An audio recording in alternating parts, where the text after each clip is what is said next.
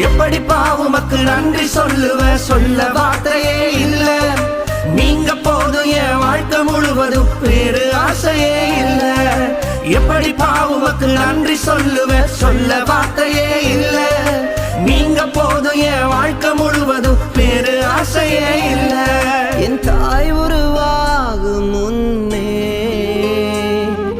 என் கருவை கண்டீரையா.